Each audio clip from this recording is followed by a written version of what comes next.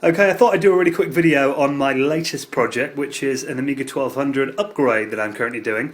Now, I bought this machine as new old stock last summer from Amiga Kit, which means it was actually manufactured back in 1995, but it's never been opened or had a previous user. Amiga Kit actually bought a big batch of old unboxed Amigas and have been selling them off over the years, and I bought one of the remaining few that they had. So even though it was made back in 1995, it's I'm the first owner. It's basically mint condition, as good as new. Now, some of the upgrades that I fitted, I've already undone the case because I've been working inside it today. I can show you some of the upgrades that I've performed already, and it's going to be an ongoing project as I've got a few more things I'd like to fit to it in the next few months.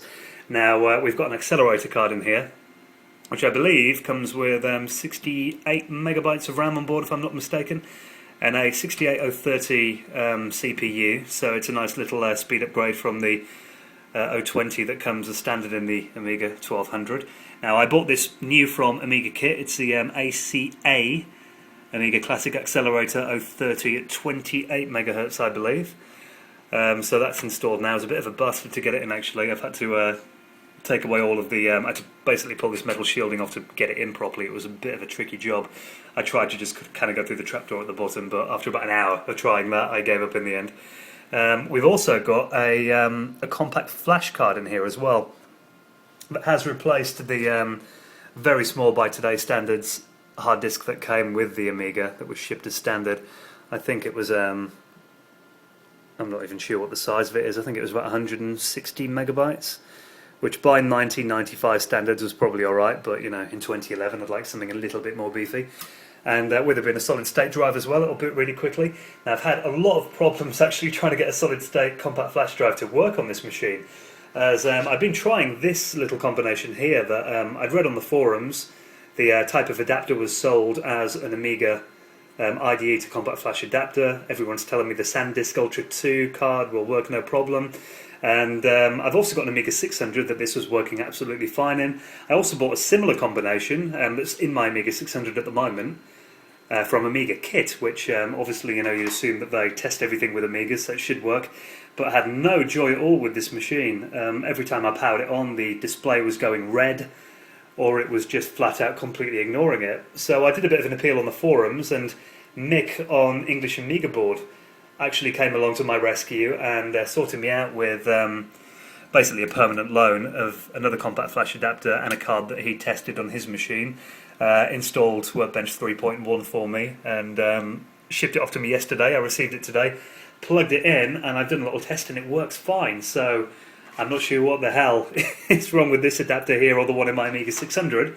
Seems like I've got a fussy Amiga for some reason, but thanks again, Mick, for the use of this card. It seems to work okay. Now, also in here, I've got a PCM CIA to compact flash adapter. Now, the reason I've got this, we've got a 4GB FAT32 card in here that I use for downloading files on my PC if I want to transfer any media to the Amiga 1200. Download it from the net, whack it onto this on my PC, slot it into here, and then theoretically I should be able to just read that card on my Amiga. Now, the next step of this upgrade is going to be a PCM CIA wireless card that I'm currently waiting on, which will allow me to get the Amiga 1200 hooked up to my Wi-Fi network and get it online, which obviously in 2011 there's not a hell of a lot that you can do on an Amiga 1200 on the internet. I'm not going to be watching YouTube or anything on it, but I thought, as a basic email machine and also doing IRC chat and that kind of thing, it would be quite cool. Even just for the novelty factor, as the Amiga 1200 was the first machine I went online with back in, probably talking about 97, I think I originally got my Amiga 1200, my original Amiga 1200, which is long dead, but I got it online back then. So now everything's put together, I thought we'd power up and just make sure that it all works together. So I've got my power pack over here, we'll turn it on, make sure the power lights come on, there we go. Let's check that it boots okay. There we go.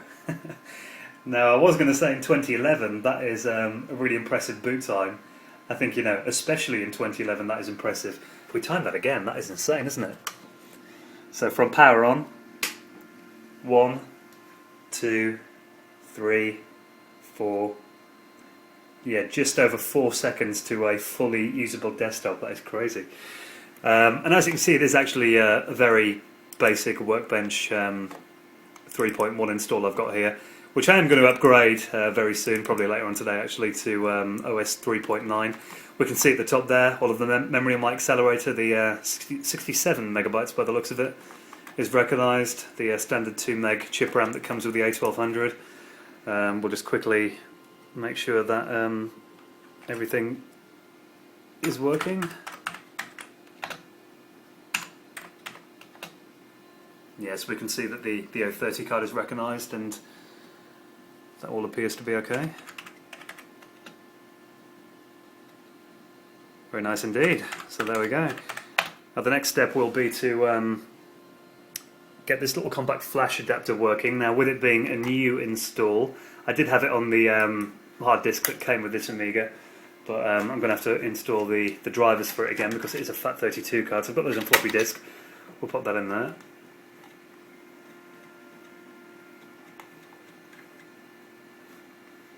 There we go. We get some easy ADF software, which is kind of cool. If I was to download any ADF files off the internet, you can write them to floppy disk using that software there.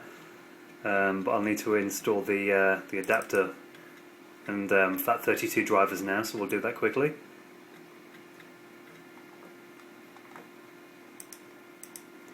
That will do, I think. Okay.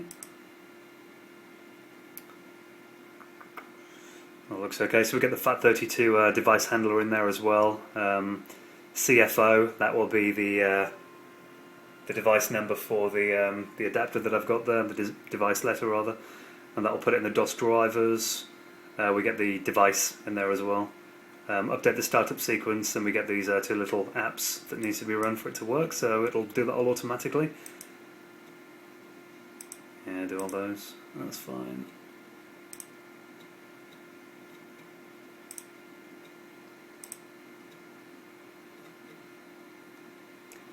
Okay, give it a reboot, and hopefully that will all be installed, and I'll be able to make use of that FAT32 card. So we'll get a quick reboot.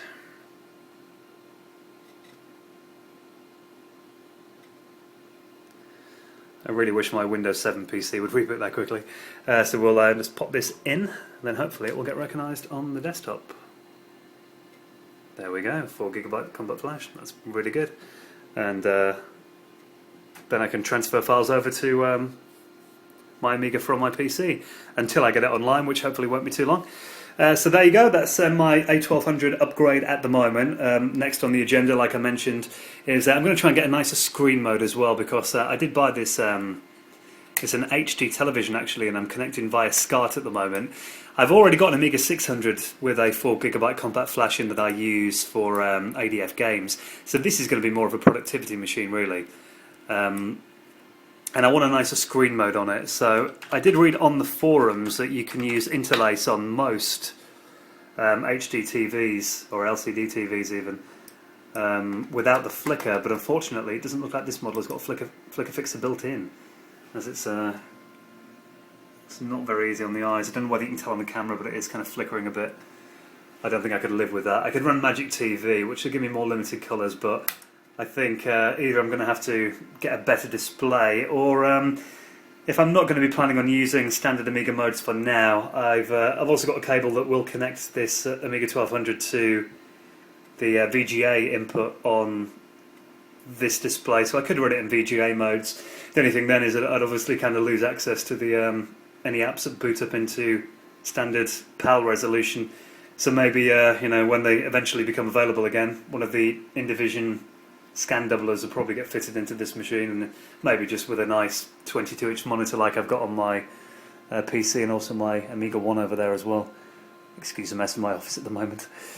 And also probably a nicer table as well, as this is literally just a chest of drawers at the moment, but it's work in progress. So there you go, that's how my Amiga 1200 upgrade project currently stands. Thanks again to Mick from English Amiga Board for donating the compact flash card and the adapter. You've saved me a lot of headache, Mick, thanks so much, and I'll keep you updated on how the project goes.